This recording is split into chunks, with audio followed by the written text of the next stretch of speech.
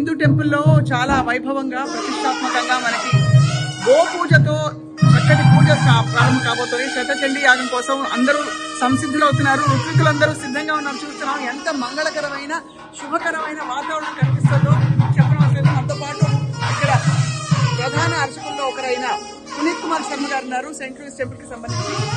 నమస్కారం అండి. అలాగే శ్రీనివాస్ గారు ఉన్నారు. నమస్కారం అండి. ప్రస్తుతం ఇప్పుడు జరగబోతున్న గోపూజ గురించి తమరు వివరిస్తారని అనుకుంటున్నాం. ఓం శ్రీమాత్రే నమః. ఓం నమః శంకరాయ. అందరికీ నమస్కారం. ఈ శతచండీ సహిత శతరుద్ర యాగం అనేటువంటి మహత్తరమైనటువంటి దివ్యమైనటువంటి మహా ఉత్సవ అమ్మవారి కార్యక్రమం నందు ప్రప్రథమంగా గోపూజ కార్యక్రమం ఇప్పుడు నిర్వహించబోతున్నాం. గవామంగేషు తిష్టంతి భువనాని చతుర్దశ అంటే వేదాలలో శాస్త్రాలలో చెబుతున్నది ఆవు యొక్క ప్రతి సర్వ అంగాలలోనూ కూడా ప్రతి అంగములలో కూడా చతుర్దశ భువనాలు అతల వితల మొదలైనటువంటి 14 భువనాలు కూడా నివసించి ఉంటాయి. అటువంటి అన్ని లోకాలలో మనం ప్రత్యక్షంగా వెళ్లి పూజించలేము కాబట్టి ఈ గోమాతను పూజిస్తే అన్ని లోకాలను కూడా పూజించినటువంటి ఫలితం కలిగి లోక శ్రేయస్సు లోకా సమస్త సుఖినోభవంతో అనేటువంటి మంగళ శాసనం జరుగుతుందని భావించి అమ్మవారి దయతో ప్రారంభించబోతున్నాం. ప్రధాన అర్చకులు గోపూజ చేయడానికి గోమాతను ఎక్కడి నుంచి తీసుకొచ్చారు అని. గోమాతని మనకి ఇండియా నుంచి కొంతమంది ఇక్కడ గోశాలలో పెంచడం ప్రారంభించారు. భగవంతుడి దయ వల్ల మనకి ఆ అవకాశం కలిగింది.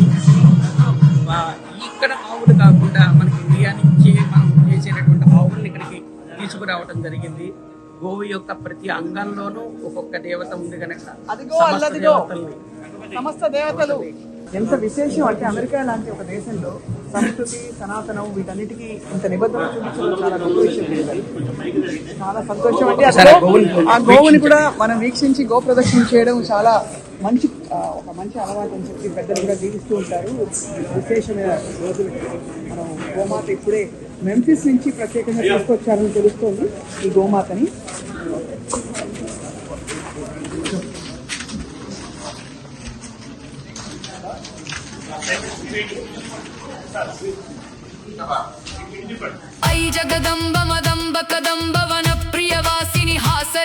సుమన్ టీవీ ప్రేక్షకులకి ఓం నమో వెంకటేశాయ. చాలా గొప్ప సంకల్పంతో ముందుకు వెళ్తూ చేస్తున్నాం. దయచేసి అందరూ వీలైనంత మంది మీరందరూ రావాల్సిందిగా ప్రార్థిస్తున్నాను.